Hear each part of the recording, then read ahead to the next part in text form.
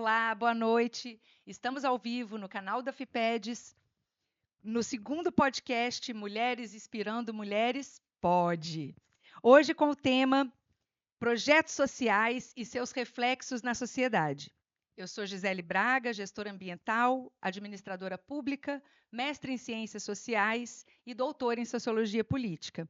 Para conversar sobre a temática dos projetos sociais e seus reflexos na sociedade, nós temos hoje como convidados a professora Rosalie Stoy, professora e pesquisadora do envelhecimento humano da Universidade Estadual Norte Fluminense, Darcy Ribeiro, psicóloga clínica, diretora da UNAT, também da UENF, a Universidade Aberta para a Terceira Idade.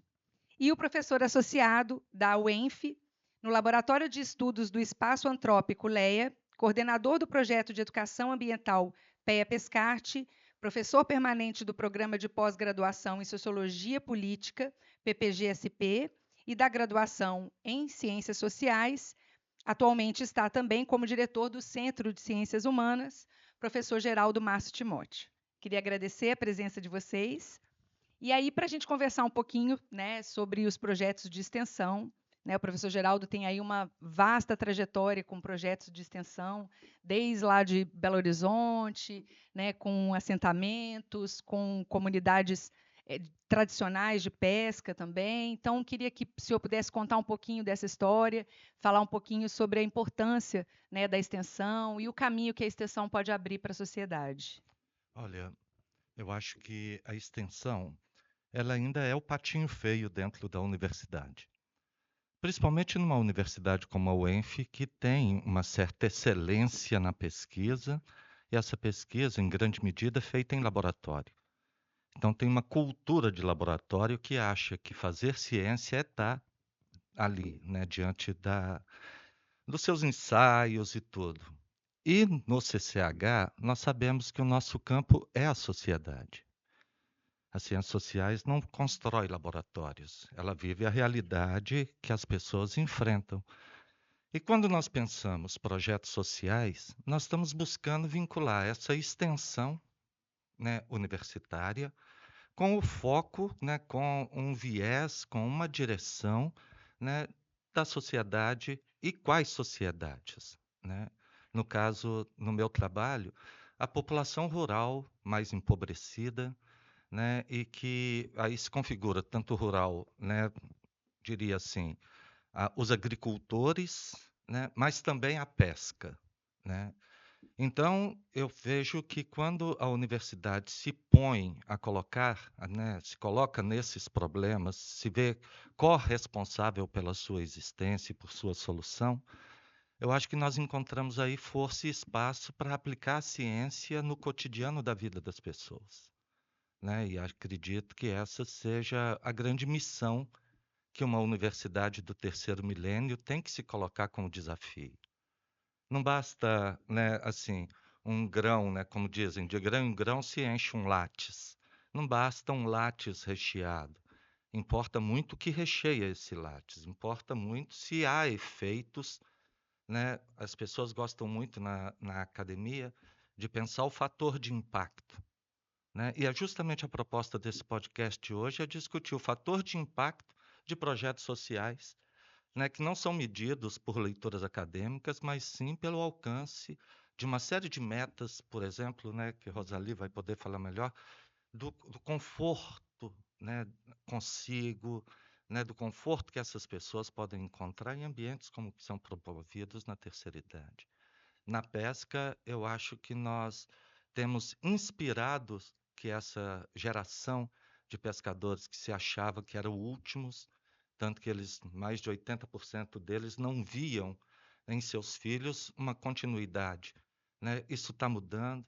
De 84% que nós tínhamos, né, de resposta no censo lá em 2016, que diziam que não queriam que seus filhos continuassem na pesca, para o último censo de 2023, onde 56% continuam afirmando que não querem os filhos na pesca.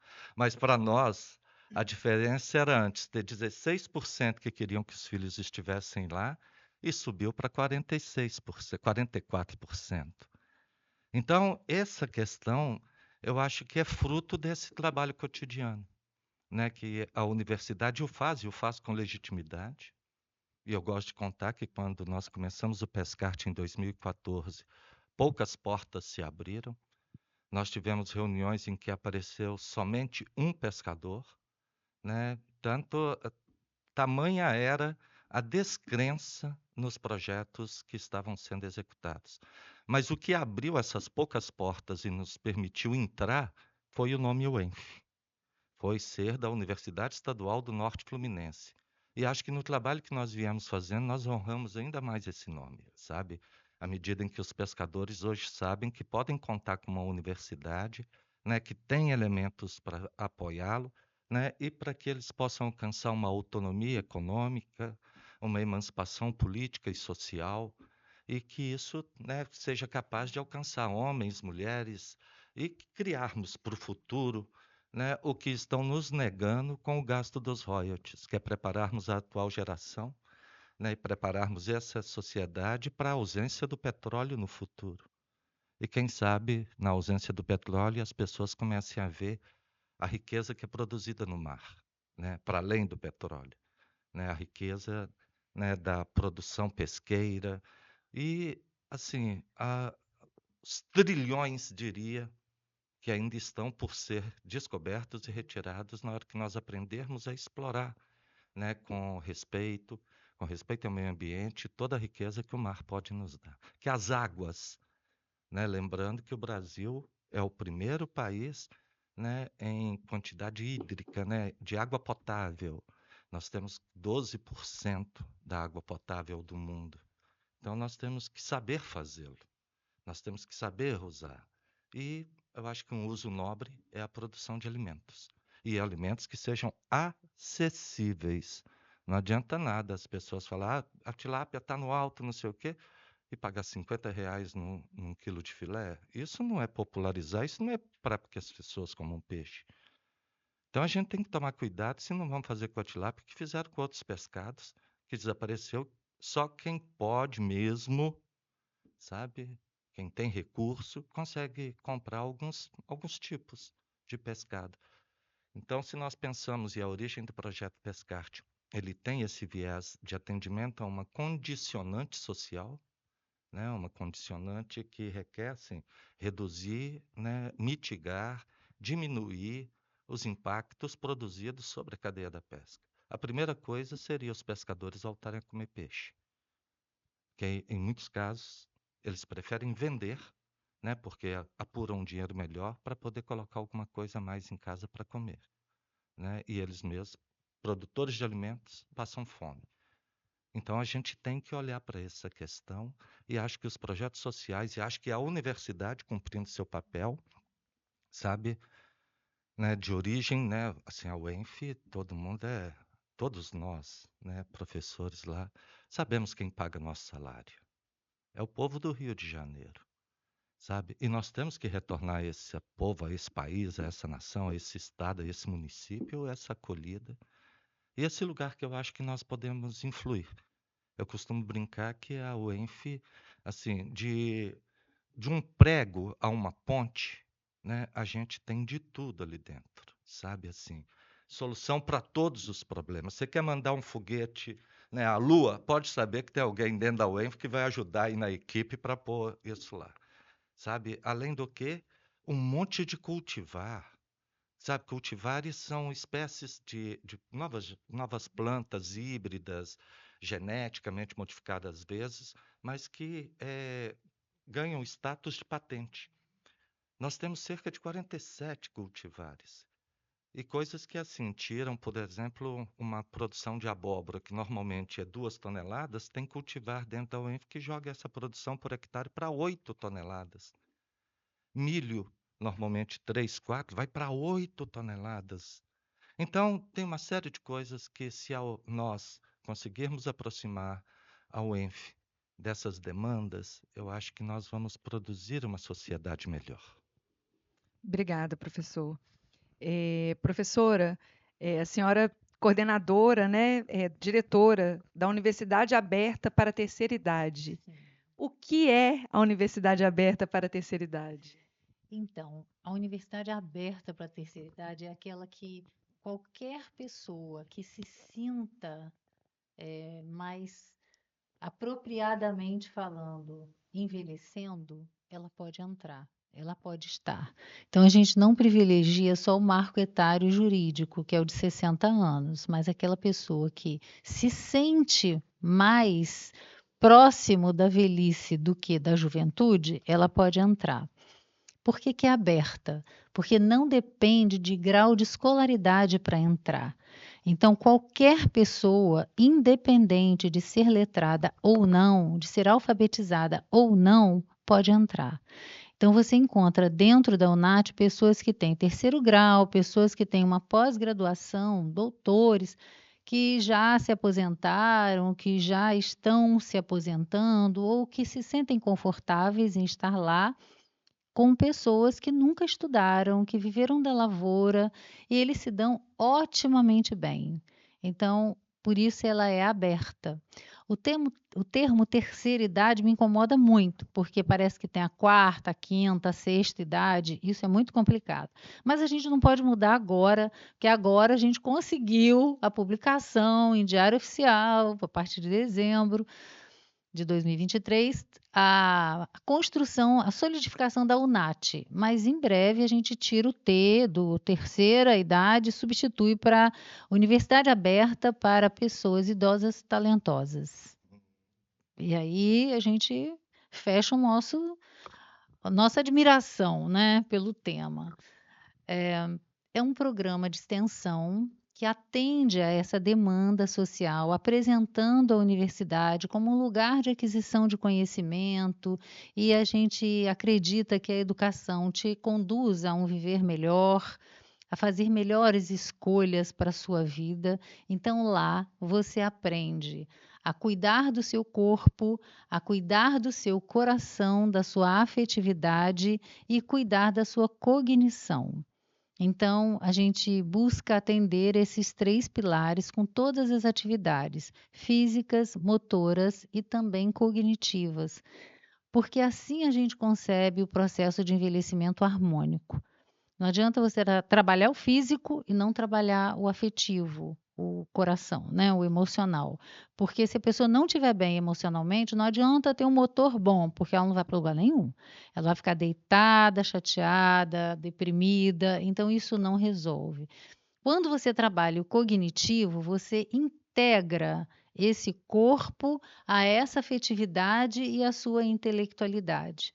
Partimos também do princípio de que a vida é feita de uma passagem de bastão. À medida em que você vai aprendendo, você vai passando o bastão do conhecimento, que é esse o nosso papel enquanto academia. Então, se somos acadêmicos, a gente trabalha com a aquisição do conhecimento e a proliferação desse conhecimento. Então, a pessoa chega lá, alguns, por exemplo, na era da tecnologia e quando nós tivemos a Covid-19, por exemplo. Nenhuma oficina parou de funcionar. Todas funcionaram, porque desde 2012, 2013, nós começamos com uma oficina de informática e todos eles que estavam matriculados no nosso projeto, eles aprenderam a digitar um documento, a mexer no computador, a fazer o Facebook, a fazer o Instagram, tudo isso.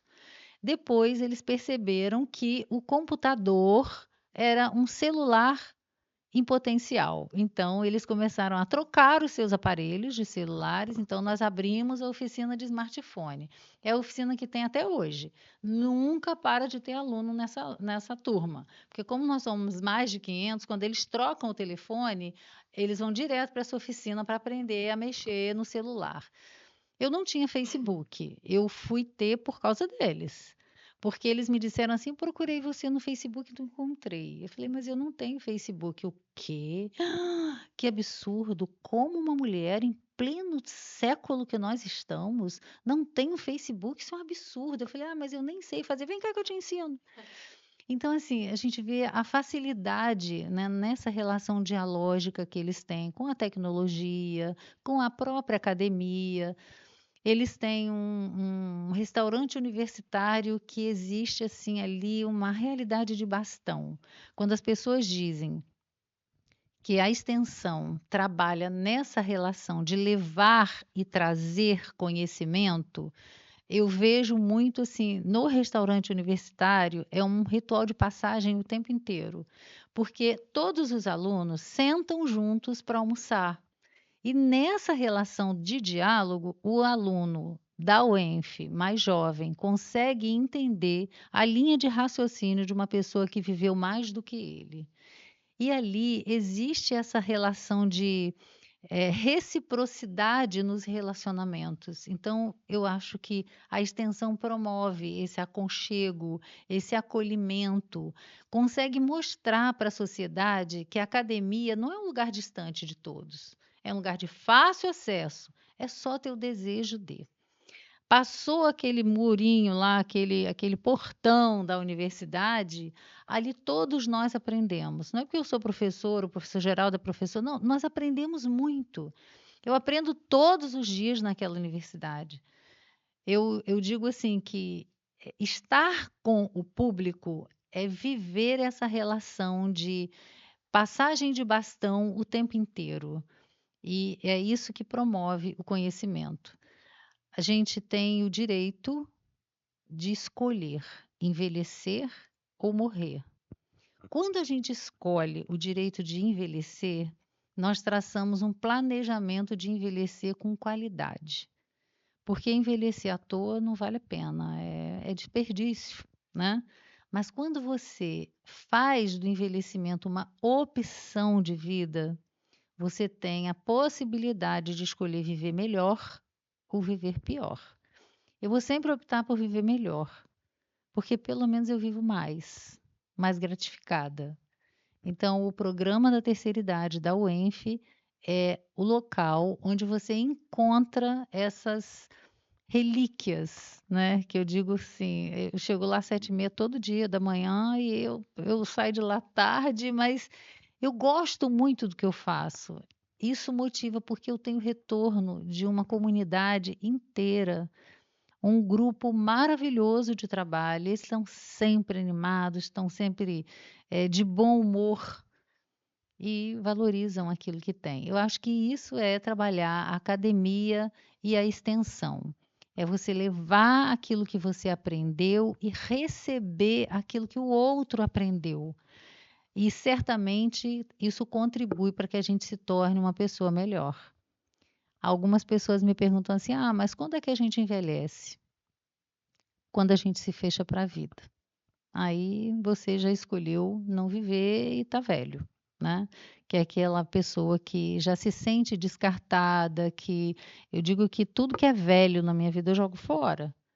Eu optei por envelhecer, mas ficar velho, não, porque é um ponto final, né? Eu cheguei até aqui, então a opção de viver, a opção de usufruir da vida é sempre um processo em construção. Então a gente tem muito ainda para viver e eu acredito na extensão dessa forma. Muito bacana. E a extensão ela é um dos braços, né, da Sim, universidade, né? Educação, é o ensino, a pesquisa e a extensão, isso. né?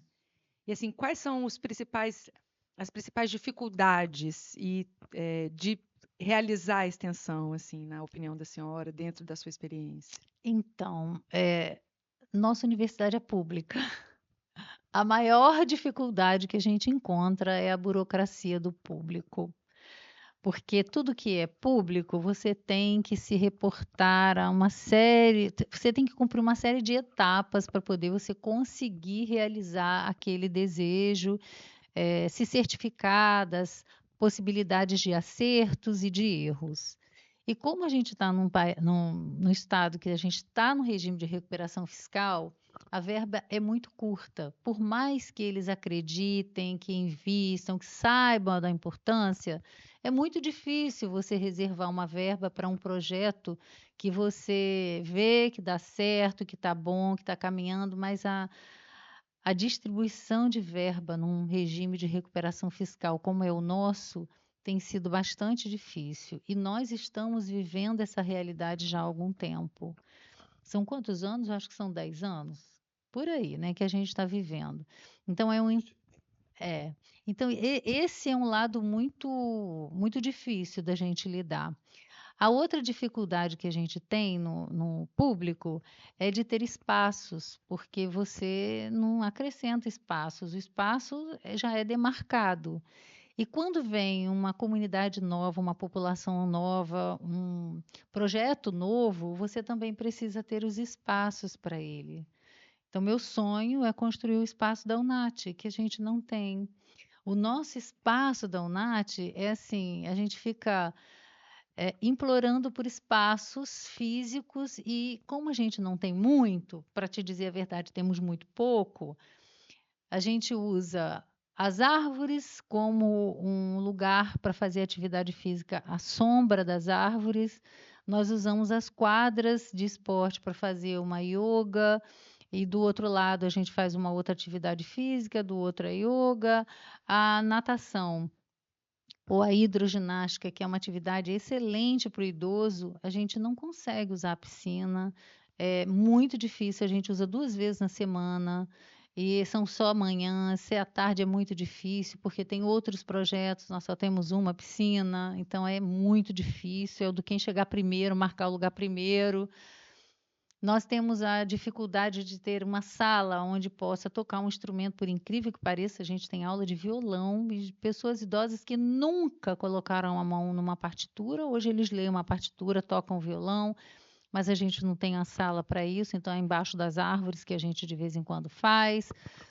A aula de artesanato, as aulas de inglês, as aulas de roda de conversa, a gente fica descobrindo os espaços. E a gente tem já aprovado pelo escritório do Oscar Niemeyer um espaço muito bom que contempla toda a nossa infraestrutura, mas a gente ainda não tem verba para construir. Então, isso é uma coisa que deixa todo mundo muito chocado. A gente olha, sonha com aquela parte, mas ainda não temos. Então, isso é uma dificuldade do público. Legal. Complexo, né? E para o senhor, professor, na percepção do senhor, assim, dessa trajetória que o senhor acumula com projetos de extensão, como o senhor vê, assim, os desafios? A gente sabe, né, o Pescate já está há 10 anos aí construindo um fortalecimento da organização comunitária junto a pescadores e pescadoras artesanais. Mas dentro do Pescate tem esse diferencial, né, por estar associado ao processo de mitigação. Mas eu sei que o senhor tem outros projetos também de extensão, né, de assentamento junto a produtores rurais. Quais são os desafios, as dificuldades que o senhor vem encontrando e as saídas também? Isso é muito criativo. Olhe, em relação ao Pescarte, o desafio é o próprio escopo do projeto, né, que consegue e se propõe a enfrentar a questão da escala. O que que é isso? A maior parte dos projetos que são criados de geração de trabalho e renda, normalmente tem-se uma falsa ideia de que se for bom, pode começar pequeno que cresce. E isso está cheio tem um cemitério de empreendimentos dessa natureza que nasceram sem chances de sobreviver. E isso não mata só o empreendimento, não. Mata a vontade daquele empreendedor, daquele indivíduo que acreditou que com pouco faria muito. E o capitalismo é o capitalismo. Cada posto de trabalho tem um custo, sabe? Não adianta você querer colocar 10 pessoas para trabalhar para você. Ó, se for um salário mínimo, é 14 mil por mês que você tem que ter de renda mínima para pagá-los, fora, né, o INSS, Os impostos. tudo isso. Então, o projeto encarou isso e IBAMA foi corajoso, junto com a Petrobras, de aceitar essa questão de que nós não poderíamos ter aqui um empreendimento para a pesca, né, se não fosse do tamanho da pesca. Então, no projeto, nós conseguimos, os pescadores conquistaram 21 empreendimentos que vão ser implantados ao longo dos próximos 5 anos. Né? Então, tem frigorífico, tem unidades de beneficiamento de pescado, tem unidades de produção aquícola, tem laboratório de semente, fazenda marinha, uma fábrica de farinha e ração para aproveitamento dos rejeitos. Ou seja, aqui no Pescarte, não é o recurso é o suficiente para fazermos o que precisamos fazer nessa direção, né? Mas as dificuldades estão em justamente conseguir fazer com que isso chegue a termo e não se torne um elefante branco, que é a grande, diria assim, fantasma de nós termos paredes, máquinas e não termos gente. Então, nosso trabalho desses 10 anos foi construir essa população, essas pessoas que vão estar dentro dos empreendimentos, no modelo cooperativista, no modelo de economia solidária, e isso é importante. E os outros 2 projetos que eu tenho, um é um programa Infância e Juventude do Campo e da Cidade. Então tem um grupo que trabalha com os jovens ali da Portelinha, né, e dali da vila que tem atrás da UENF. São cerca de 50 jovens que participam de momentos, né, lúdicos, circenses, mas que já os prepara, por exemplo, assim, a maior alegria que nós tivemos foi alguns jovens chegarem e falarem que vão fazer o Enem para poder entrar na UENF, que finalmente não os, sabe assim, que os aproximou, né? E o outro projeto é o projeto agrícola, que trabalha com unidades escolas de produtividade rural, que é uma tecnologia da UENF, que propõe, né, a produção em determinados espaços, né, que a tecnologia determina, por exemplo, produção de peixes, 6 tanques com capacidade de 50 metros cúbicos, produzindo 2 toneladas de pescado por mês. Então, como o ciclo de produção é de 6 meses, você tira um tanque por mês. Então, esse tipo de tecnologia está colocado nesses 2 projetos. O que falta? Não falta gente, falta recurso. Se nós tivéssemos, né, algum recurso parecido com o que o Pescarte tem à disposição, né, para fazer esse desenvolvimento, né, da pesca, também aconteceria no campo. E aqui, né, nesse projeto, é muito mais para conhecermos essas dificuldades, sabermos como elas se estruturam, para que possamos propor políticas públicas que solucionem. Não adianta, por exemplo, o INCRA distribuir terra, né, e achar que as pessoas vão cultivar 2, 3, 4 hectares com a mão nua, ou que uma pessoa vai dar conta de fazer a produção de 1 hectare. Sem tecnificação, sem tecnologia, sem assistência e sem custeio, sem recurso para custeio, vamos continuar só distribuindo a população pobre no meio do campo e esperar que no futuro, assim, um que deu certo ou algum fazendeiro comece a comprar a propriedade de volta, pedaço a pedaço, porque as pessoas não vão tendo condições de sobreviver no campo. E o campo, 1 hectare, dá uma renda suficiente para uma pessoa tirar 6, 7, 8 mil reais do campo por mês. A questão é com o quê? Se for plantando cana, não dá. Se for plantar milho, também não dá. Mas se for milho de pipoca, dá. Ao invés de plantar o milho comum, plantar milho de pipoca. Ao invés de esperar o milho secar, que tal vender o milho verde? Plantar o milho verde, porque dá muito mais renda e você compra, né, o milho lá de Goiás, que lá a produção é vastíssima. Como que vai concorrer com o preço de lá? Então, por exemplo, o milho comum custa 40, 45 reais, né? Enquanto o milho de pipoca está 150, 160 reais o saco, para você comparar. Então, apesar da produção do milho de pipoca ser menor do que o milho de grão, mas ele custa 3, 4 vezes mais que o milho comum. A UENF tem. A UENF tem milhos de pipoca desenvolvido, híbridos de milho de pipoca, que podem abastecer o mercado campista, que é um dos maiores que consome mais pipoca no país. E para as pessoas saberem, 90% da pipoca, do milho de pipoca que nós consumimos no Brasil é importado, né? Cerca de 60% da Argentina, os outros 40% vêm dos Estados Unidos. Então nós temos uma série de coisas que nós podemos fazer, sabe? Tecnificar melhor. Acho que uma boa, diria, feira agroindustrial que nós poderíamos começar a pensar, o FIPEDS tem pensado nisso, de promover uma feira que traga implementos agrícolas para a família, para a unidade familiar. Não esses monstros cada vez mais grandes, né, assim, que tem na agroindústria, né, colheitadeiras imensas, tudo. Não, Nós precisamos de um tratorzinho ali, né, 2 cilindros, sabe? 2 tempos, 4 tempos, seja o que for, arrastando um arado, né, com implemento agrícola adequado. Aí sim, uma pessoa consegue lidar com 1, 2, até 3 hectares, ela consegue fazer produzir. Do contrário, a gente vai estar querendo que as pessoas façam milagre, né? E olhem uma outra coisa. Uma parcela considerável dessa população rural já está envelhecendo. E não é que ela não queira, não. Ela não tem mais força para fazer o que fazia quando eram jovens. Arrancar toco de capim na enxada, sabe? Arrancar árvore, destocar, arar aquilo com animal. Eles já não têm mais força para isso, sabe? Tem que ser as coisas, tem que ir se tornando mais leve. Tem que, sabe, tecnificar e aí dar assistência técnica e ela tem que ser do Estado, né? Tem que ser. Porque, olhe bem uma coisa muito interessante, as pessoas tomam os Estados Unidos como referência para um monte de coisa, mas naquilo que interessa, porque nas coisas que também serviria de exemplo para a gente, por exemplo, a extensão rural nos Estados Unidos. Eles têm 2 milhões de agricultores para abastecer aquele país e o resto do mundo com soja, com milho, com isso e tudo.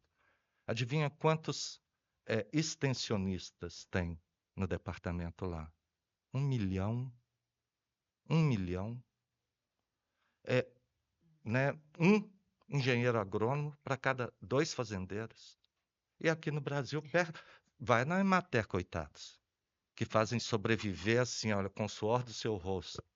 Para o Estado, você deve ter 8 a 10 funcionários, 10 técnicos.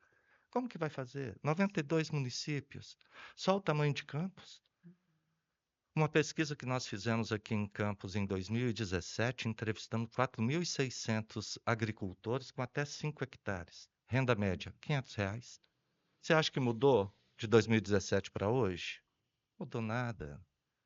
Então, se a gente não encarar o campo como um negócio, mas um negócio de família, sabe, um negócio que tem que ter tecnificação, tem que ter assistência técnica e tem que ter financiamento, sabe? E as pessoas, né, não é ensinar padre a rezar missa, mas tem muita coisa que agricultor e que os agricultores, né, podem apreender que vai somar a sua sabedoria ao que ele já sabe, né, que a universidade tem como oferecer. Agora, em agosto vai ter a Semana do Produtor Rural em Campos. Eu acho que é 6, 7, 8 de agosto, né? Então, convido a todos que estão nos ouvindo. São mais de 60 cursos, né? Pode ser feita inscrição online, mas 60 cursos que possibilitam, assim, preparar esse agricultor para ter uma renda superior, sabe? Para escolher melhor a sua cultura, né? E buscar informação e conhecimento que permita que ele explore melhor a sua produção. A exemplo disso, né, é a tilápia, que parece que todo mundo sabe criar, né? Mas quando você vai no zootecnista lá, ele fala, olha, a tilápia você só pode criar o macho. Por quê? Porque a conversão alimentar dele é menor. O que é conversão alimentar? É o tanto que o bicho precisa comer para crescer 1 quilo. No caso do macho, é 1,7 kg, 1,3 kg. Ele cresce 1 quilo. A fêmea é quase 2 quilos para crescer 1 quilo. Por quê? Porque ela desova a cada 2 meses 5 a 10 mil ovos. Então ela usa a energia toda para gerar ovos. Se você coloca os dois lá, o tanque da pessoa daqui a pouco está parecendo que tem girino, só girino. Um monte de peixinho, que as tilapinhas desse tamanhozinho, que só sabe comer a ração. Né? Então, o cara precisa aprender. E como é que faz isso? Faz a separação 1 a 1? Não. Quando eclode ali o ovo, até 8 dias você coloca o hormônio, né? E você transforma todos em macho. Então são conhecimentos e pequenos avanços técnicos, né, que permitem que a pessoa gaste menos para ganhar mais. E isso a universidade tem esse conhecimento disponível, público, para passar para a comunidade. E, de novo, eu acho que a grande dificuldade de projetos de extensão é o que vive Rosali, né? Falta, apesar da UENF ser uma das universidades no país que mais apoia a extensão proporcionalmente e das universidades que mais tem projetos. Nós temos quase 200 projetos de extensão e agora ainda cresceu mais, né, do ano passado para cá. E isso é, assim, a universidade prestando contas à sociedade e colocando a serviço dela esse conhecimento.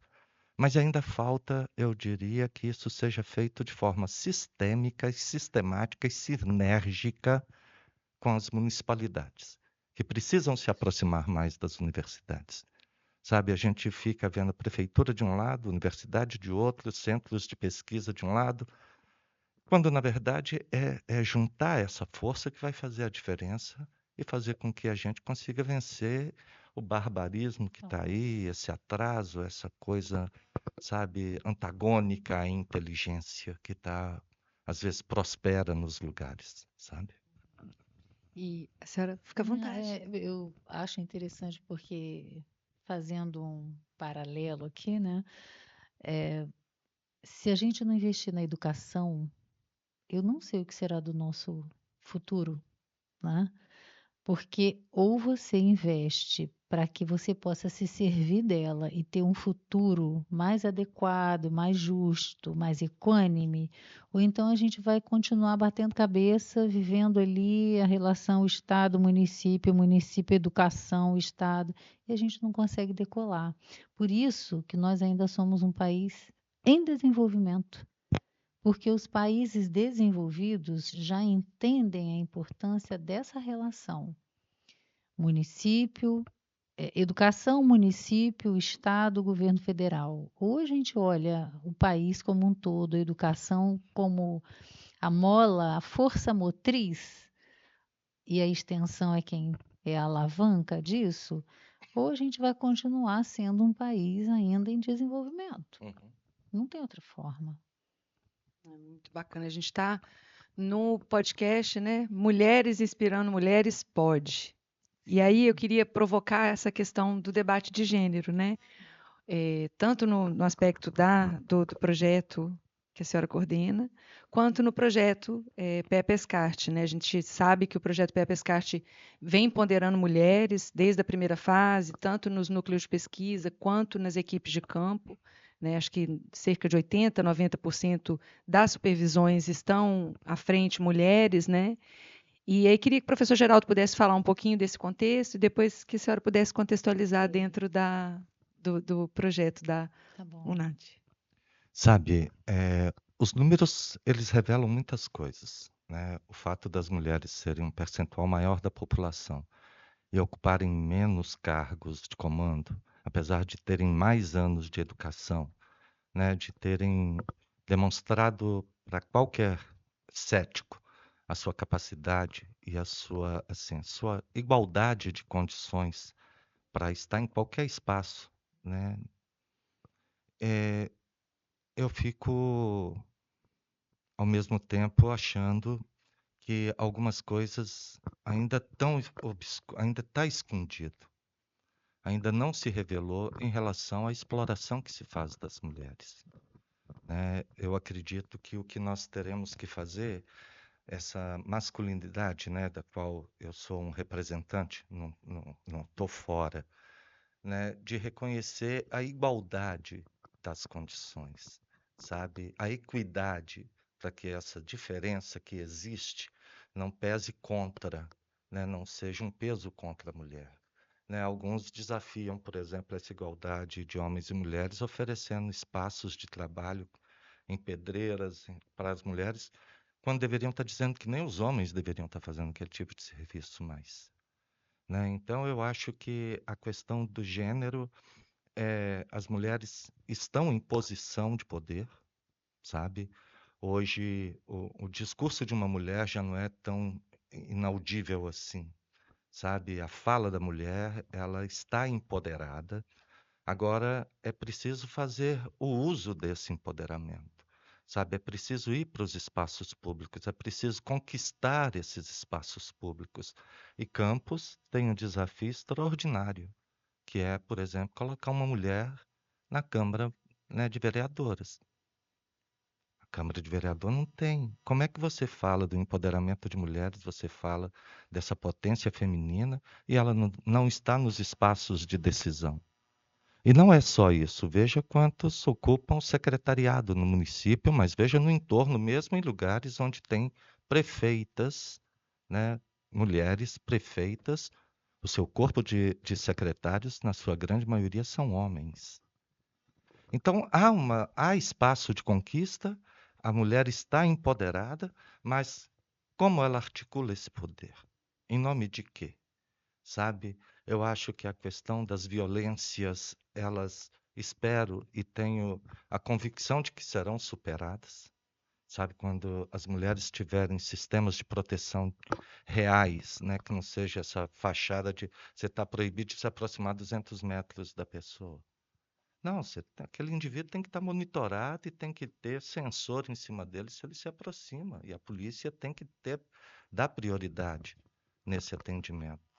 O feminicídio já foi o reconhecimento, né, dessa tipificação criminal foi de extraordinário avanço. A Lei Maria da Penha, por mais que os conservadores e machistas falem contra, é uma lei que veio para ficar, sabe? Ela, né, e nós temos que lutar para que ela se aprimore, para que ela proteja o ser humano, que a gente pare de se referenciar como homens e mulheres, mas nos vejamos como seres humanos de potência.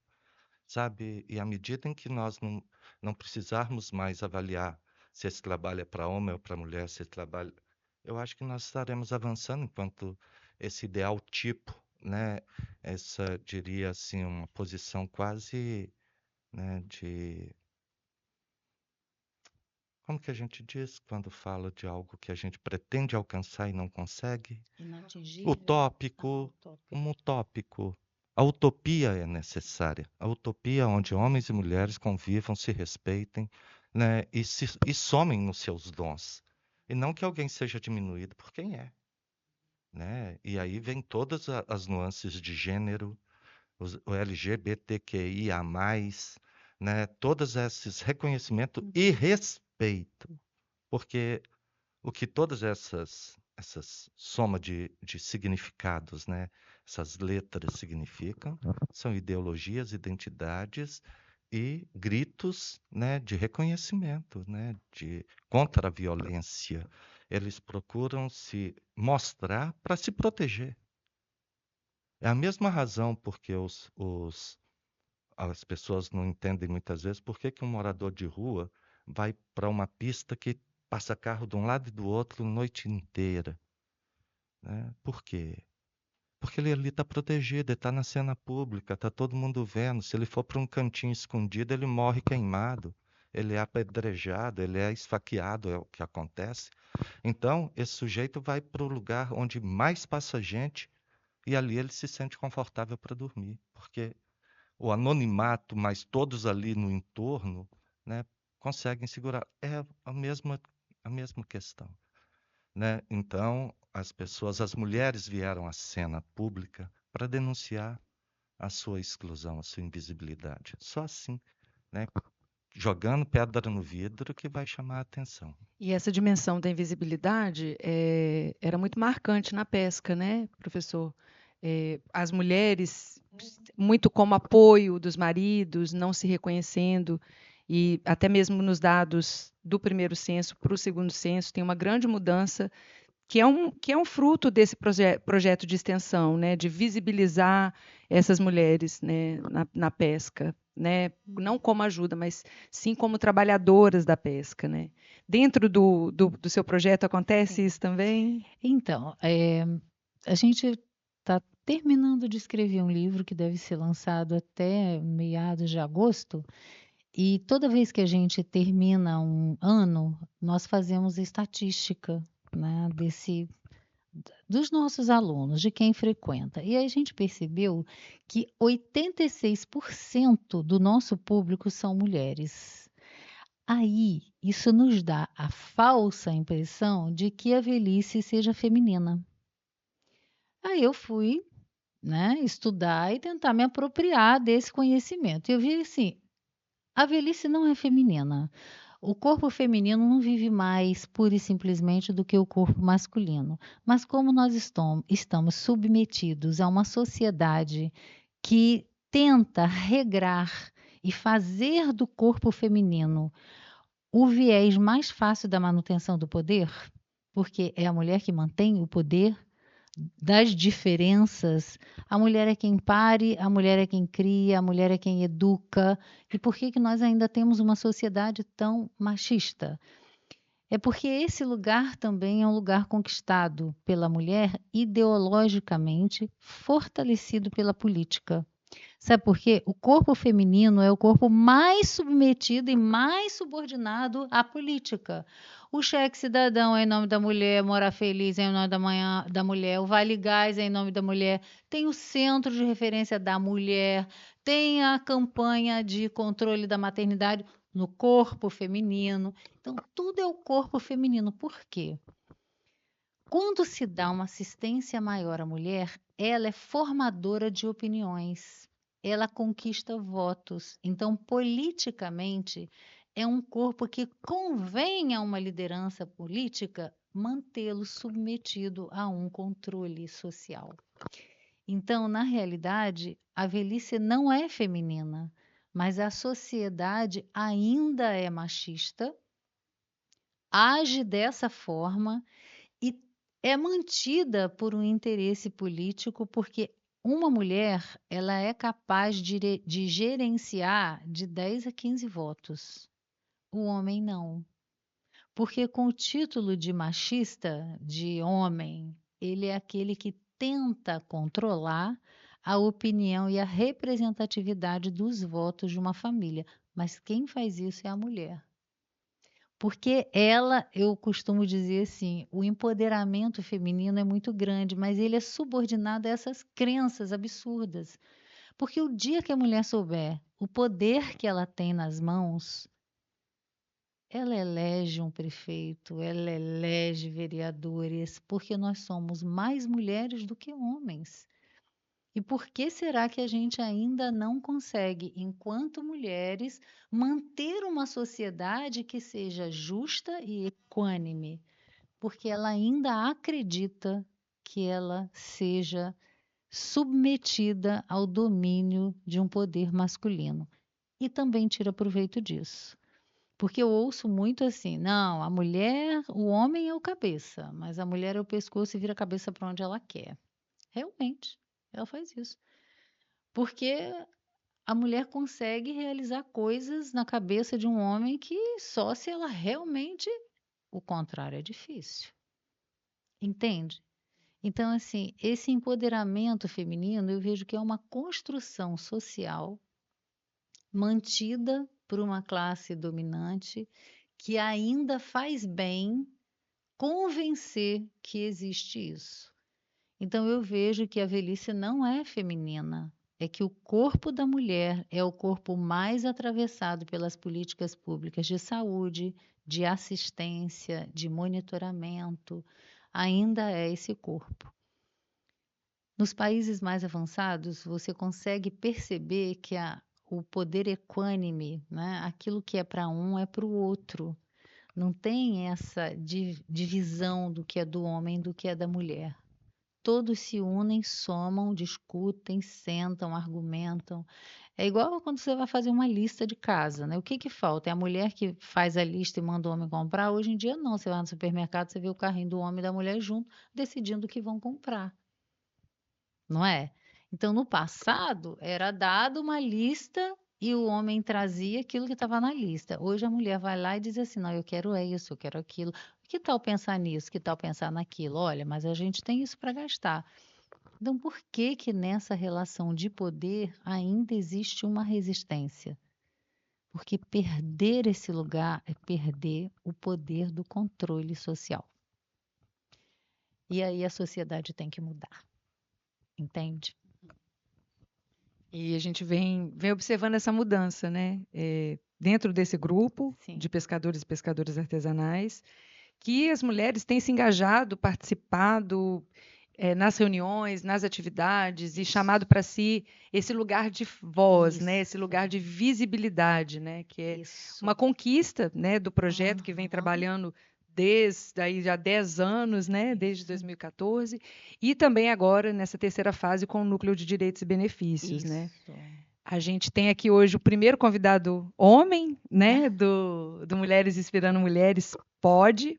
E aí queria passar, professor Geraldo, para fazer as considerações finais, agradecer a presença. A gente entende que o debate de gênero ele envolve a inclusão masculina, né? Não de exclusão, né? A gente não quer cessear ninguém do debate, como você falou, é uma questão de construção de políticas públicas. Então, é sempre importante a gente reforçar, né? As eleições estão chegando, né? Que as mulheres possam refletir sobre o seu voto, possam refletir sobre o lugar delas nesse debate, né?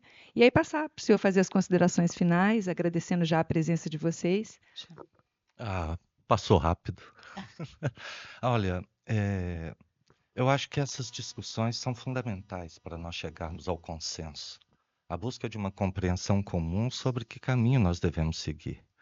Com certeza, a divisão por sexo e por gênero, como se isso grafasse nas pessoas a sua capacidade, já demonstrou que não é válido, não tem validade. Né? Nós precisamos caminhar para uma sociedade mais fraterna e mais igualitária.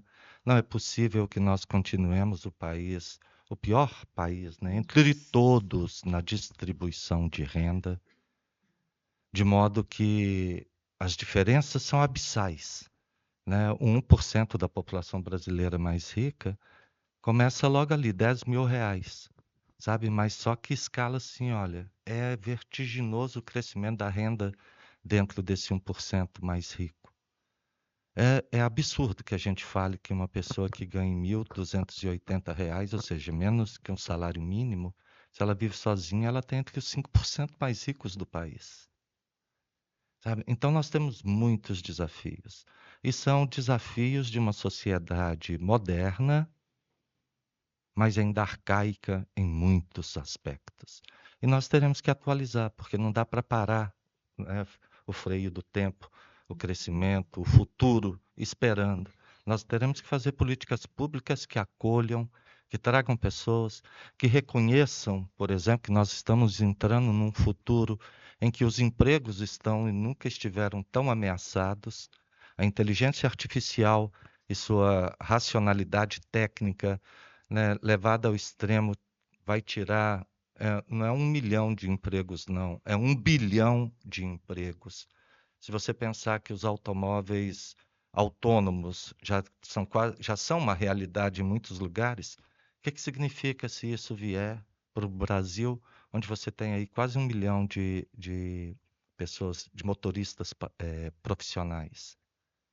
Então, são coisas que o futuro está nos reservando e que nós teremos que lidar com um passado que bate às nossas costas, que nos cobra, né, os escravizados, que ainda pagam, né, até hoje, porque os pretos são os principais assim, frequentadores, né, da violência policial. Né? Eu diria que a polícia tem preferência pela pele preta, sabe? Algo que a gente já poderia ter superado, teríamos condições para isto, né? Temos que lidar com a questão, né, dos sexos e dos gêneros. Nós temos que lidar com a questão de uma juventude nem que não tem nenhuma esperança nem no passado nem no futuro e não vê presente nenhum para ele. Né? Então, nós temos desafios que eu acredito que só se estão se colocando porque nós podemos superá-los. A questão é com quem nós vamos para as trincheiras para lutar para isso. E nesse momento eu espero que homens e mulheres se deem a mão e se vejam do mesmo lado, porque a luta continua sendo luta de classe. Sabe, as pessoas podem escamotear, podem esconder, mas a luta é entre trabalhadores e capitalistas. E cada vez mais o capitalismo se assenhorando das riquezas produzidas pelo trabalho, né, e deixando à míngua uma parcela extraordinária e expressiva da população do mundo. Então, ou a gente enfrenta isto, ou nós vamos nos acostumar a deixarmos de ver aqueles filmes distópicos, sabe, aqueles filmes que apresentam um futuro de zumbi, Zumbilândia, né?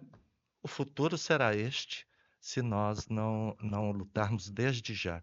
E aí a luta não é de gênero, a luta é de classe, né?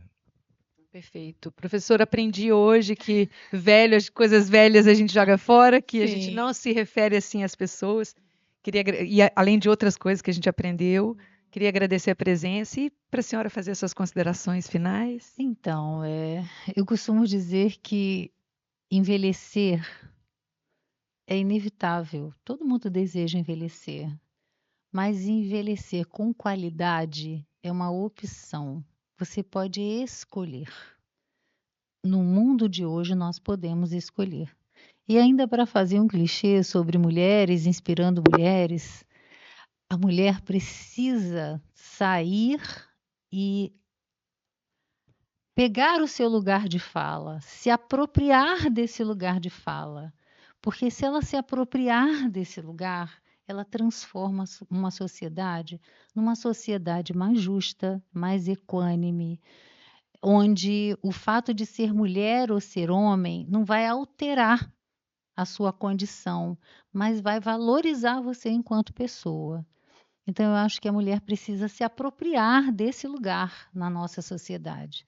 Mulher precisa se candidatar, mulher precisa defender a condição, defender o país, defender os filhos, defender os maridos, defender os homens, independente de cor, raça, religião, mas a mulher tem que se apropriar desse lugar de fala.